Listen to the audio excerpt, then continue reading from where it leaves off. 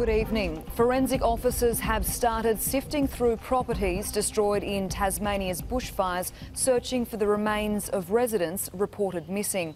So far, up to 40,000 hectares have been destroyed. At least 2,000 people remain stranded on the Tasman Peninsula, and tonight there are still 20 fires burning right across the state.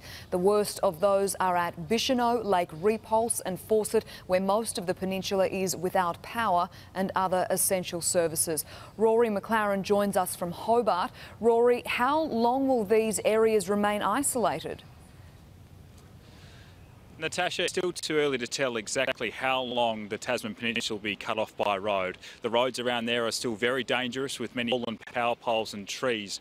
Now, the only cars which are really using the roads at the moment are emergency services and power crews. Now, they're urging authorities are urging people to be patient as they go about the gruelling task at the moment of going door to door to potentially find people who might still be missing.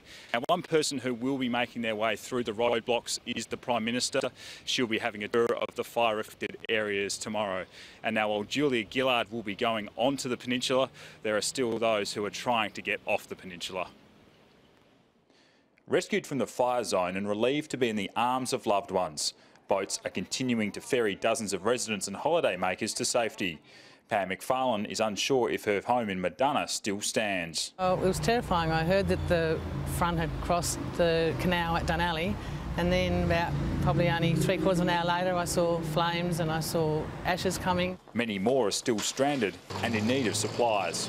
Ferrying fuel, medical supplies, diesel, and food into communities that are isolated by the fires.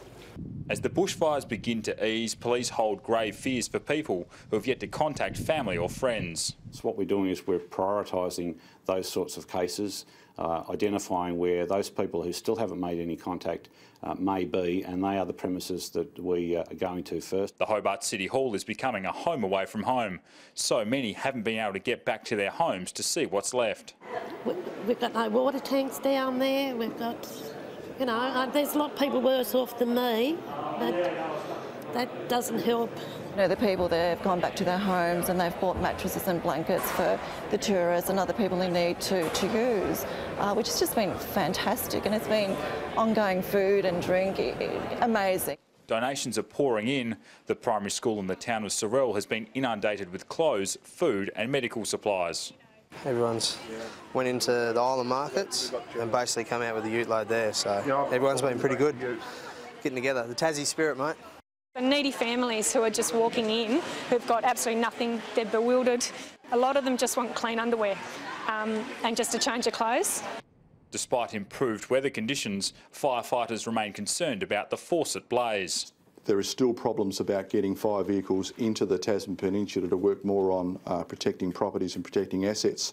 So far, it's burnt through more than 20,000 hectares. Now, the fire or the blazes, as it's being called, is still concerning fire authorities here, particularly its southern edge, as it starts to make its way down the peninsula. Now, the two other major blazes, the one at Bicheno in the state's east and up at Lake Repulse in the Derwent Valley, now concerns about those two fires has lessened somewhat. So, Natasha, that is some good news for some weary fire crews here in Tasmania. Thank you, Rory.